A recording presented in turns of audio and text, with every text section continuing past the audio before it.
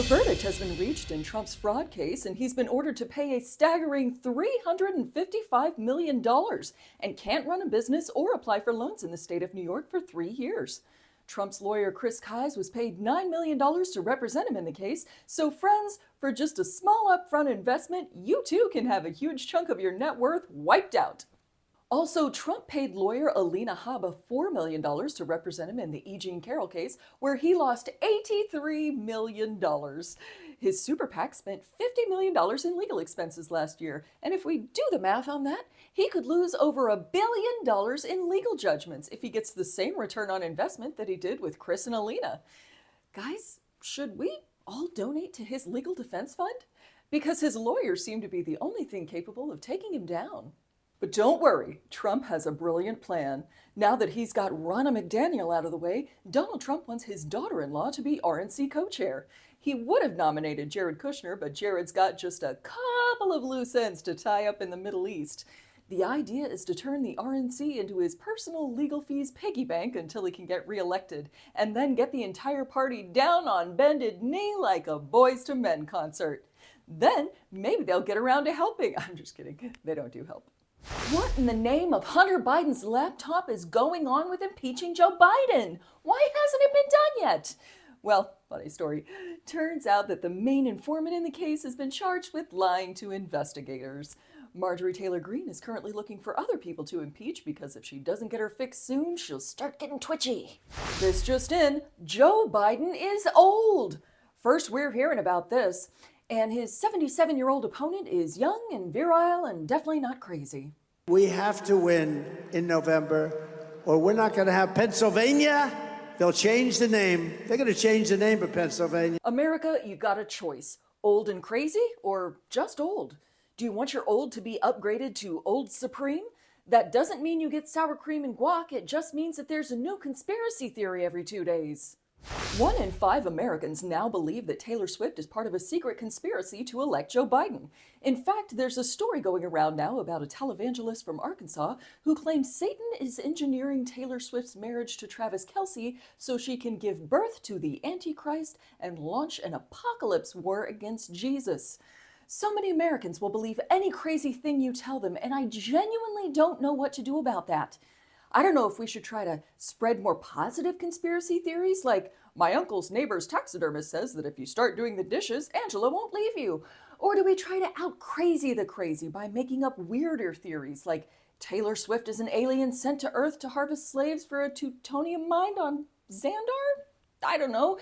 If we can mass brainwash the crazy into people, can we mass brainwash it out? I'm open to any ideas, but being open to any ideas is what got us in this mess in the first place. Excuse me, I'm gonna go drink now.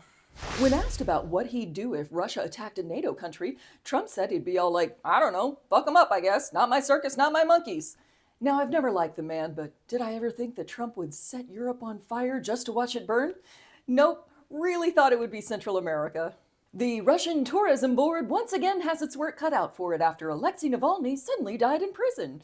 President Biden was immediately like, Putin did that, and VP Kamala Harris was like, ditto, and the Russian Tourism Board was like, Russia, it's fun.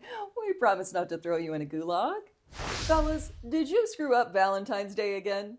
Well, if you want to keep her from running off with her Pilates instructor, Felipe, you're gonna need to cook her a romantic dinner and propose.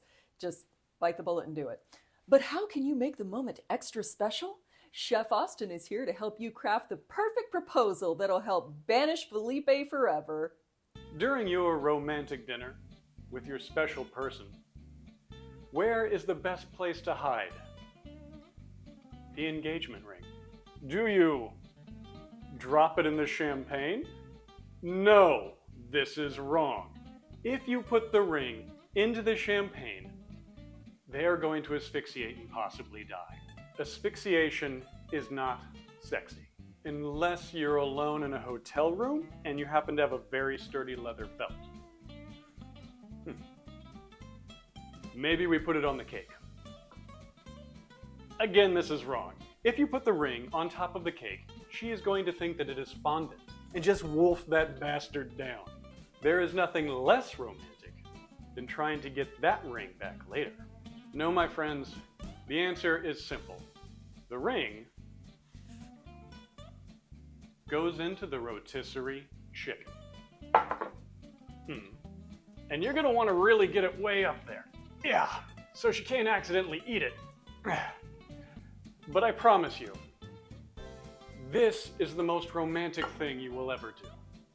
So now get out there and make that magic happen. Megyn Kelly had her fifis hurt because the black national anthem was sung at the Super Bowl.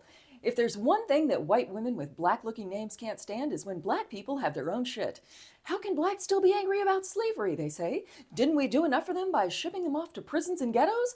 God, they say. Recently in the UK, Lord Bethell saw the Domino's Cadbury Creme egg cookie and spewed hot lordly vitriol about it on Twitter, saying, "I hope the executive team are ashamed. It's not illegal, but it's harmful. It'll weigh heavily on their future career prospects, and it's disgusting."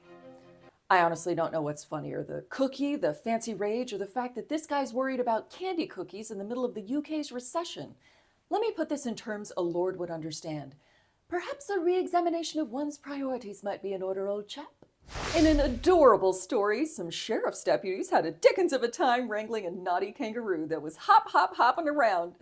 Oh shit, wait, that was in Florida? Oh, that could be less cute. Let me see here. Ah, yeah, there it is. The kangaroo didn't have legal residence papers, so it was, fucking Florida. The kangaroo was shot 56 times in self-defense, fined $500, and deported to Mexico because Ron DeSantis described the marsupial as, quote, too woke. A Customs and Border Protection dog sniffed out a suspicious bag arriving at Logan Airport. What did Officer Scratch and Sniff find?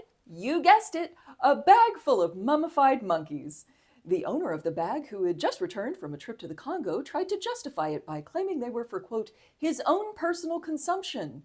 Was that supposed to make things better? Were you thinking of getting back into air travel after that door blew off?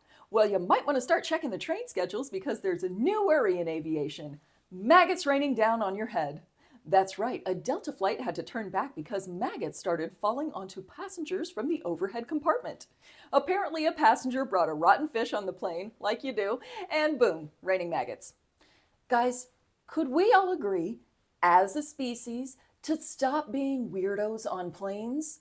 Leave your shoes on, don't bring your emotional support peacock, stop punching the flight attendants, leave your mummified monkey heads at home, and for heaven's sake, no rotting fish on the plane. Now sit down, eat your pretzels, and watch Moana. That wraps up this week's episode. Go ahead and give us a thumbs up, a subscribe, turn on the bell thingy, and tell everyone you've ever met about us. Love you. Bye. Fucking filth. Yeah. I've got chicken on my hands, but I'm a romantic.